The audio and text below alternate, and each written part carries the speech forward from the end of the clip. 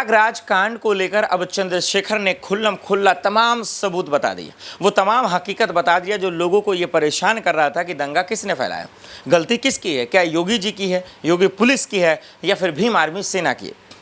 क्या अब चंद्रशेखर आज़ाद जो कह रहे हैं, क्या उस बात को मानना चाहिए?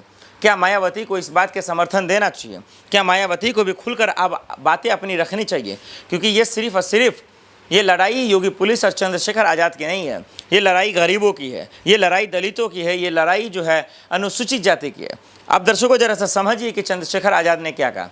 चंद्रशेखर आज़ाद ने साफ शब्दों में कहा कि दरअसल आज जो वर्चस्व है दलितों का वो बढ़ रहा है। फिर मायावती खामोश क्यों है? मायावती क्यों नहीं बोलती? सीएम योगी आदित्यनाथ पर, उनके योगी पुलिस पर, इस कांड पर वो खुलकर क्यों अपनी बातें नहीं रखती? क्या पर्दे के पीछे क्या वो भी जो शामिल हो रही हैं फिर चंद्रशेखर से कदम मिलाकर क्यों नहीं चल रही? चंद्रशेखर आज़ाद ने जो है खुलकर बताया। देखिए क्या कह रहा है। प्रयागराज हिंसा को लेकर नगीना से सांसद चंद्रशेखर आज़ाद ने तमाम सबूत वो बता दिए, वो खुलकर तमाम चीज़ें बता दिया। उन्होंने क्या क्या जरा सा समझिए और योगी पुलिस की मंशा को समझिए, योगी की मंशा को समझिए। चंद्रशेखर आज़ाद ने कहा कि पूरा प्रदेश हमारा है, ये पूरा प्रदेश जो है वो हमारा है। देश में हमारे ही लोग तो हैं, वो लोग किसी बटे हुए नहीं हैं, वो भी हमारे हैं। हम भारतीय हैं ना, सरकारी संपत्ति हमारी है, तो हम अपनी संपत्ति को क्यों नुकसान पहुंचाएंगे? यानी जो संपत्ति को नुकसान पहुंचाई गई, जो आगजनी की गई, जो तोड़फोड़ किया गया, वो दूसरे का थोड़ी है, वो तो मेरा है, वो हमारा है। ये चंद्रशेखर आज़ाद कह रहे हैं। फिर हम उसको नुकसान क्यों पहुंचाएंगे, जैसा कि योगी पुलिस कह रही थी। आगे बढ़िए, फिर समझ में आ जाएगा दूध का दूध पानी का पानी। अब समझिए, उसके बाद जो है उन्होंने कहा कि हिंसा होना किसका फेल्यूर है। सवाल नंबर 1, किसी भी जिले में घटना होती है तो इसके लिए कौन जिम्मेदार है? सवाल नंबर 2, वहाँ के इंटेलिजेंस, पुलिस और प्रशासन की फेलियर है। ये 3 सवाल है। और उसके बाद ये मेरा फेलियर नहीं है, ये एजेंसियों का फेलियर है। हिंसा में किसका नुकसान हुआ है यह जानकारी जरूरी है। उसके बाद वो कहते हैं हिंसा में नुकसान किसका हुआ है, हिंसा में कौन फंसे हैं यह भी समझना जरूरी है। उसके बाद वो ये भी कह रहे हैं पहले दिन लोगों ने चला दिया कि भीम आर्मी के लोगों ने या फिर आज़ाद समाजवाद पार्टी के लोगों ने हिंसा कर दी।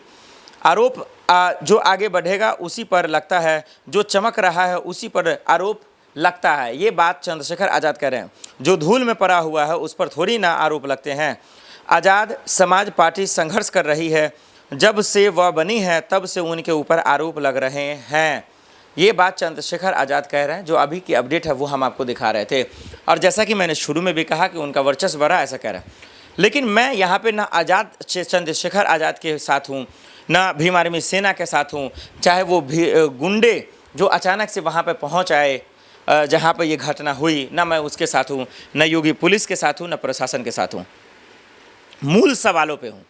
अब मूल सवाल क्या है, ये घटना कैसे हुई, इसका जिम्मेदार कौन है और इसका जवाबदेही किसकी है? आखिर निष्पक्ष जांच नहीं होगी तो लोग उन गुंडों को कैसे पकड़ेंगे जो गुंडे इस साजिश को अंजाम देते हैं? ये बीजेपी के आदमी हैं, ये पुलिस प्रशासन का आदमी है, या चंद्रशेखर आज़ाद का, या भीम आर्मी सेना का? कैसे पता चलेगा? वाकई में इंटेलिजेंस क्या कर रहा था, पुलिस प्रशासन क्या कर रहा था? ये तो मूल सवाल है जो लोगों को सच्चाई पता चलनी चाहिए। जितने भी लोग बेकसूरों पे आरोप लगा रहे हैं उन सबको सामने आकर अपनी बात रखनी चाहिए, चाहे वो मायावती हों या योगी आदित्यनाथ की पुलिस प्रशासन हो। और ये बात को बताना चाहिए कि वो गुंडे कौन हैं, ये तमाम लोग तानाशाही क्यों कर रहे हैं या तमाशा क्यों कर रहे हैं। ये सवाल मूल है जो पता करना चाहिए कि प्रशासन योगी, खास करके प्रयागराज कांड का मास्टरमाइंड कौन है। चंद्रशेखर आज़ाद अगर गलत है तो उनको जेल में डालें, और नहीं तो जो है गुंडे उनको जेल में डालें। दूध का दूध पानी का पानी करें, नहीं तो ऐसे हिंसा को बढ़ावा देने वाले हमेशा बच जाएंगे और बेकसूर सलाखों के पीछे पाए जाएंगे।